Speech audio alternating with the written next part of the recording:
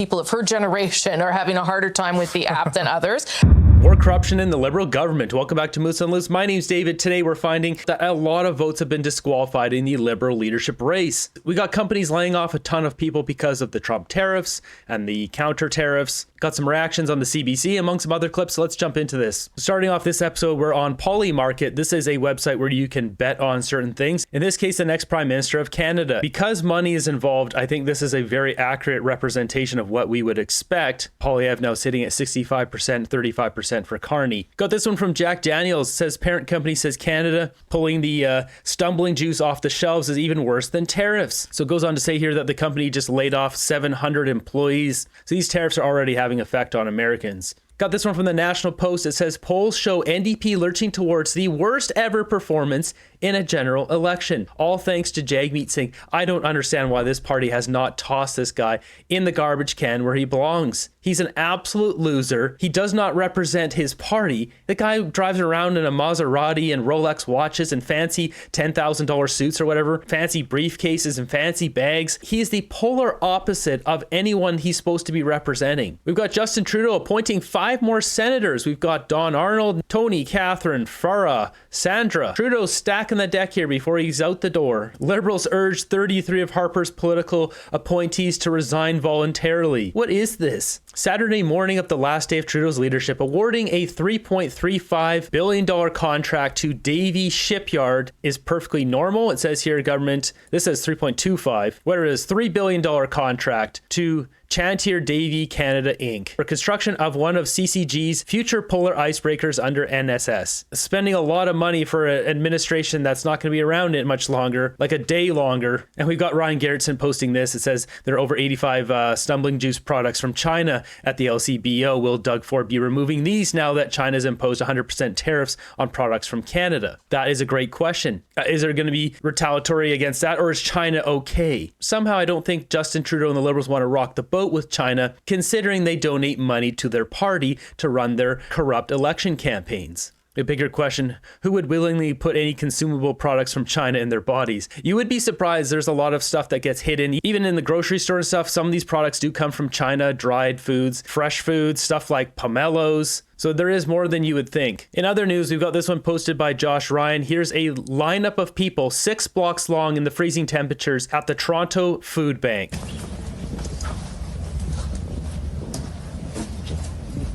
And Liberal supporters want more of this. More of this. People are actually suffering here. People can't afford to eat. Absolutely pathetic. As Trudeau doles out another $12 billion yesterday, people can't afford food. I thought this was an interesting post here by Stacey. It says, never forget the guy on the right of Carney, right here, Duclos, lost $232 million taxpayer dollars to a pokey poke company in his riding that didn't produce a single pokey thing and is now closed. Let's not forget the $254 million roughly cycle capital that Stephen Guilbeault has funneled of our tax money into his company. Like, look, there's just criminals around Mark Carney here. He surrounds himself with gangsters. You guys got to check this out on Breakfast Television. They brought on Karina Gould again. This is her second time. We're not going to listen to the interview because it's boring and stupid. Karina Gould's not going to win. Just look at the video here. If we take a look at the views down in the corner here, 505 views. This is someone who's running to be prime minister and she's getting 500 views on Breakfast Television, a channel with 105,000 subscribers. This is pitiful. Just listen to this. So at the end of this interview, wanted to ask you very quickly, on Sunday, all available metrics point to Mark Carney running away with this race. How do you convince Liberals in the final days of this campaign that they should vote for you?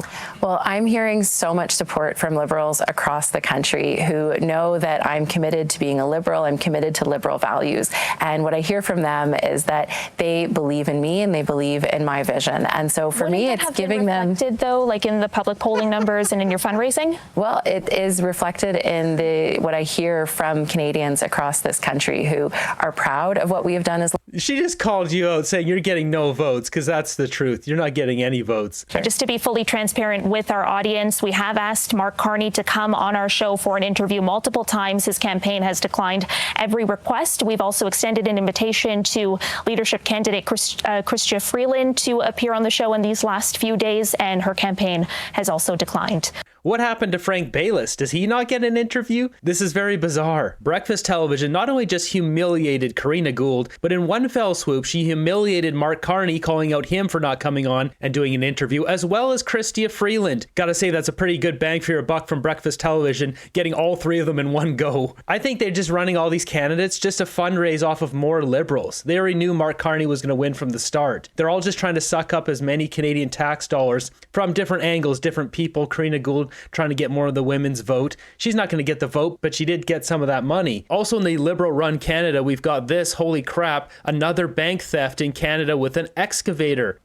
Look at this, just use an excavator and knock open the Scotia Bank, just steal the money. Unbelievable. But banks are going to shut down now because too much theft? Like, what's going to happen next? Next up, we got this one from Rebel News. It says there's 2/3 of Liberal leadership voters were disqualified. Why would that be? What level of corruption is going on in this Liberal leadership race? 250,000 of 400,000 registered voters have been disqualified by the party. The Liberal Party's almost entirely online leadership voting process is turning into a Banana Republic style scandal on the eve of the vote. What's going on right now is there's so many people who registered who can't actually vote. Their system sucks so bad, it's so broken. So they're telling people if you registered, I believe by yesterday, then you can still vote up until Sunday. But even then, there's a whole bunch of people who can't vote. Looking at backroom deals, voter suppression, and maybe even foreign interference. Elections Canada, the RCMP, and CSIS need to audit this process immediately. So as you can see, the Liberals have been bragging about 400,000 people signing up. Only 150,000 people are verified to vote, and 126,000 of those have actually voted. Meaning a shocking 250,000 people have been disqualified? The Liberals turfed outsider leadership candidate Ruby Dalla for vague campaign finance issues and an allegation about a foreign national working on her campaign. But in the meantime, they've... That's just outrageous considering the CCP United Front guy that was at Mark Carney's event in Vancouver like 2 or 3 weeks ago. Conveniently kept all the money she brought in and seemed perfectly fine with endorsements from Obama-era Democrat staffers. Taking Ruby Dalla's funding and just stealing it from her and disqualifying her, like, I don't know what's going on. The Liberals need to come clean or they need to be sued. Almost 2/3 of the registered voters were silenced. Was this really an election at all or just a pre-planned coronation for Mark Carney? Now, who were the 250,000 silenced voters? If the party proudly announced 400,000 registered voters on January 30th, 2025, why were 2/3 disqualified by March 7th, 2025, just hours before the convention? Were they fake accounts, bots, cats and dogs, or foreign nationals? If so, why did the Liberals allow them to register in the first place? This brings up a lot of questions. Do they just do this to pump up their own numbers? It's all for show. These people are just the worst of the worst. This party is terrible. Brag about the numbers? Were they real Liberal supporters who just failed some arbitrary verification process?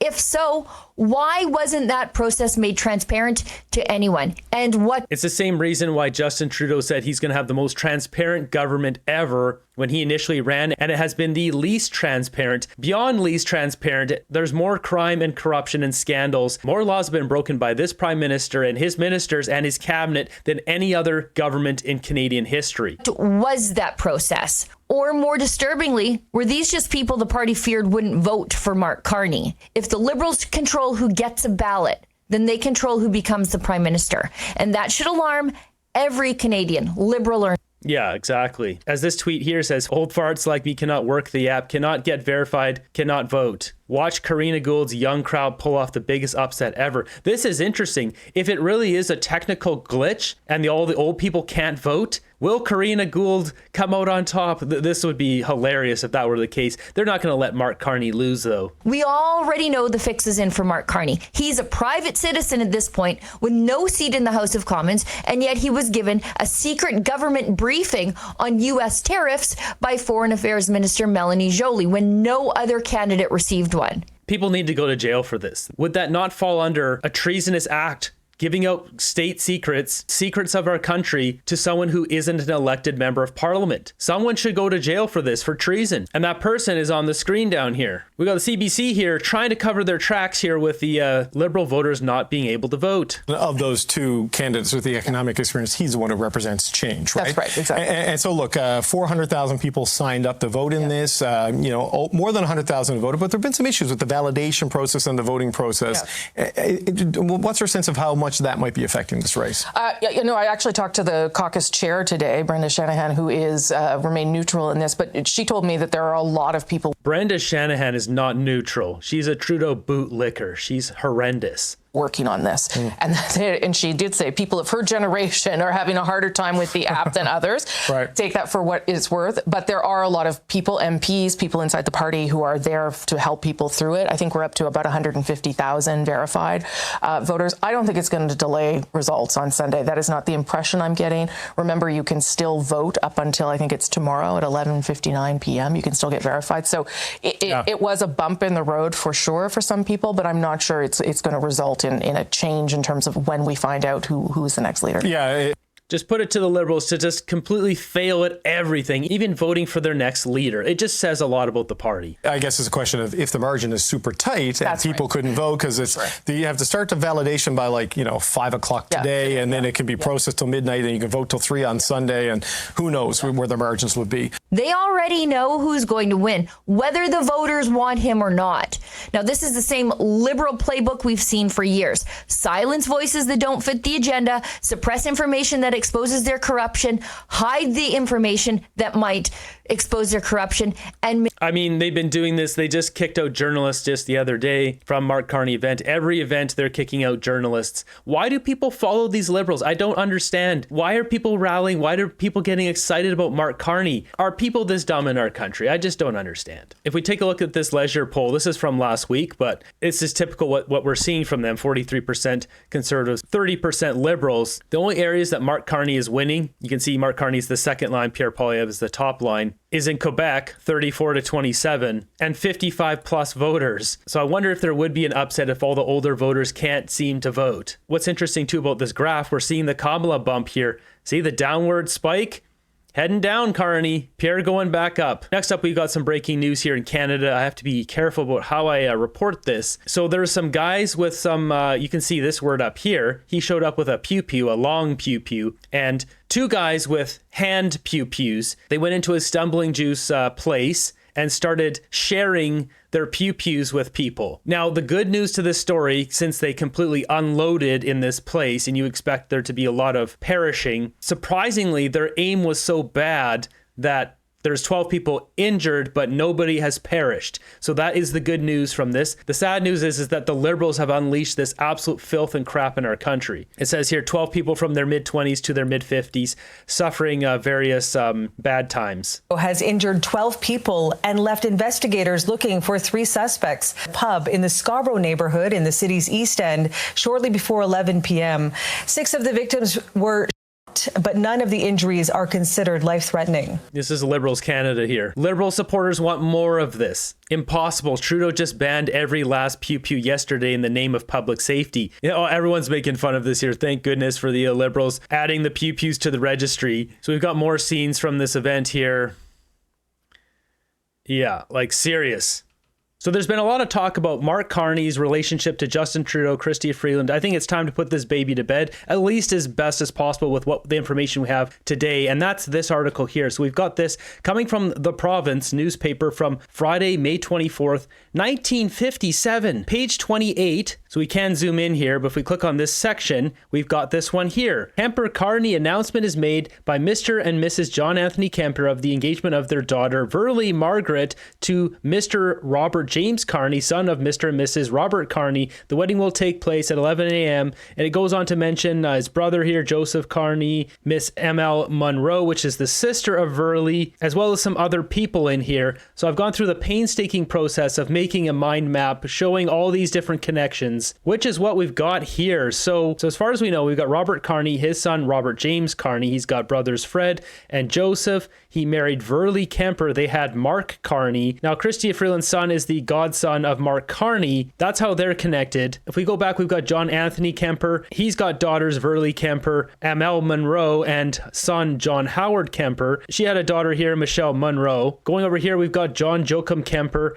His son, Freed Kemper. Freed's son is Kyle Kemper. Now, Margaret Trudeau married Pierre Elliott Trudeau. They had Justin Trudeau and a couple other kids. I should mention a couple videos ago, I said Trudeau only had 2 kids. He's got 3 kids. He's got 2 sons and 1 daughter. Now, Margaret Trudeau divorced Pierre Elliott Trudeau and then married Freed Kemper. So this is her second husband. Now, where the confusion is a bunch of people say that Verley Kemper and Freed Kemper are brother and sister, but I have not been able to verify that at all. So as far as this goes, there's one big web here and there's one big web here, but these 2 webs, I cannot find the connection that Freed and Verley are actually brother and sister. Maybe they are, I'm not sure. But that's where this information stands as we know it. Everything in Canada is just ridiculous now. You have this, like traffic being backed up. This guy here is completely nuts. Like he's completely off his rocker.